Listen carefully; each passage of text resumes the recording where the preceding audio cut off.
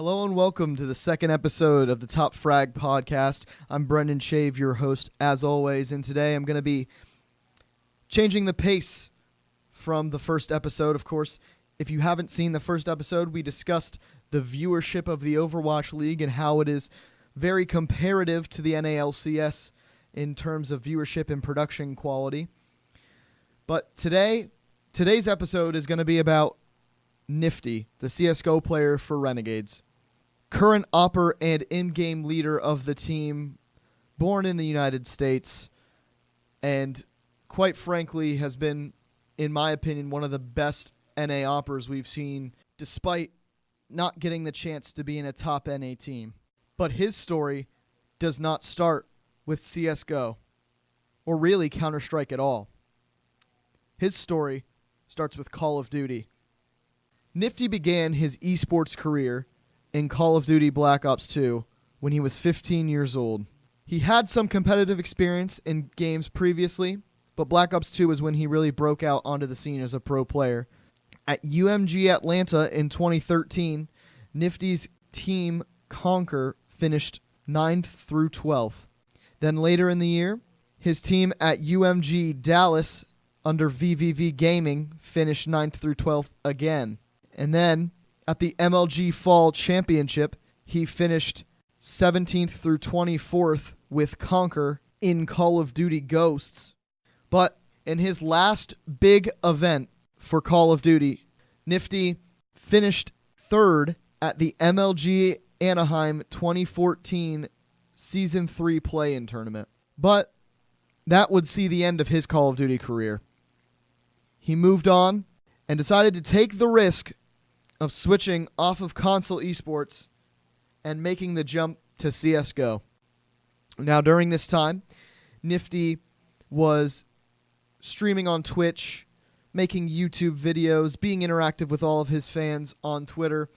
So, when he did first make the switch to Counter-Strike, it was mostly centered around, playing ESEA and streaming. But he very quickly discovered that his esports FPS talent was going to transfer from Call of Duty over to CSGO, and Nifty bounced around between ESEA teams, slowly making his way into the professional scene. When he finally got his big chance in 2016, Nifty was a part of Selfless for ESL Pro League Season 3 in North America, and that Selfless team ended up being knocked out in the group stage of the playoffs. But that finish was successful enough, and it earned them an invite to E-League Season 1, where they unfortunately placed very poorly. They finished 17th through 22nd, and almost 4 months later, at the WESG 2016 Americas Finals, that Selfless team finally got their first tournament win, and Nifty specifically, his first tournament win in all of his esport career at a professional level.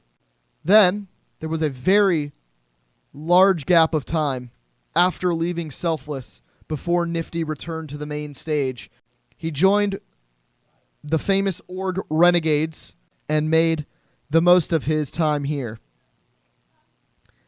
At the Asia Minor Championship for Krakow 2017, of course the qualifier from Asia, Renegades defeated Tyloo 2-1 in the finals and earned a spot at the minor, but unfortunately were not able to make it past the minor.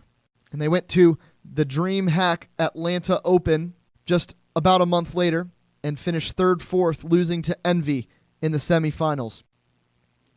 Just 3 months later, they would go on to yet another DreamHack Open event, this time in Denver, and finish 3rd, 4th, losing to Big again in the semis.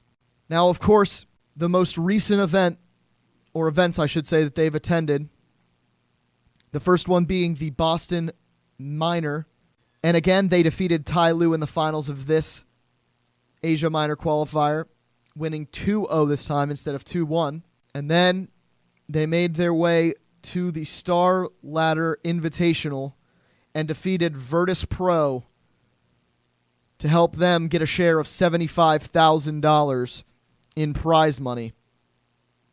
And Nifty performing well at all of the tournaments that you see winning really being one of the most electrifying Awpers. I know a lot of people remember his clip on Cash where he shot the guy through the Z wall. He seemed to repeatedly hit these kind of nutty shots throughout his career, as well as just be a consistent Awper in general, which is very important to note for his career.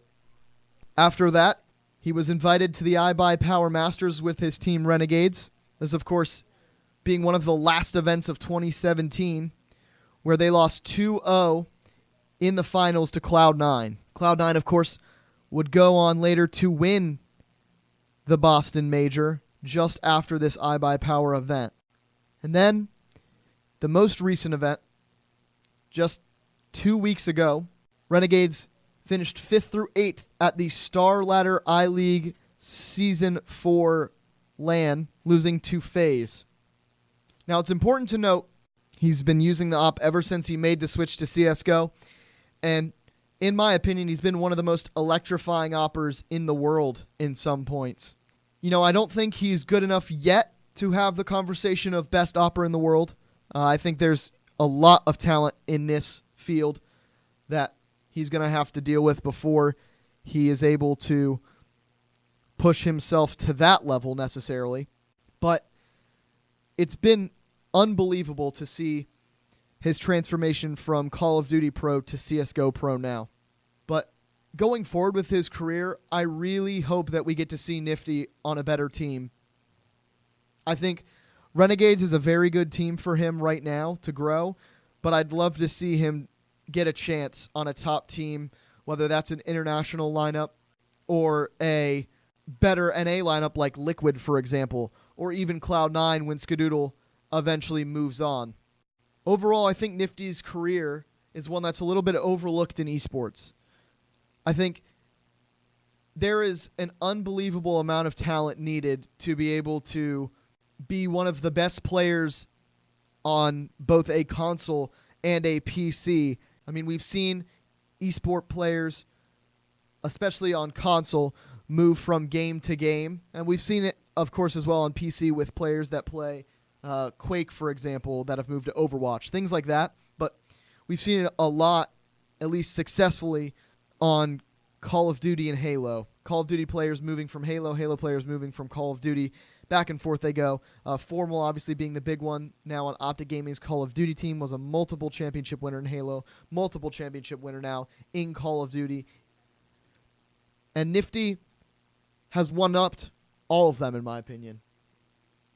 Being able to be that good with a controller and then just turn it around and be that good with a mouse in less than 2 years' time, I mean, that is a transition that some people never even think of being able to master.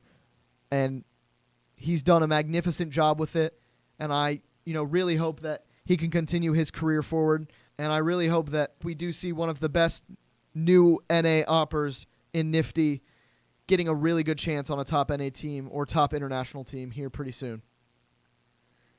If you did enjoy the podcast, please make sure to like and subscribe to my YouTube channel where this will be uploaded, or share it with your friends on social media and Twitter and wherever else you can.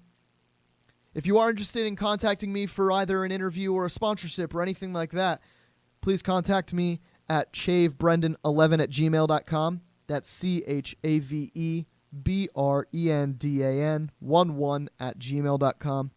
Thank you all for listening, and I hope you have a good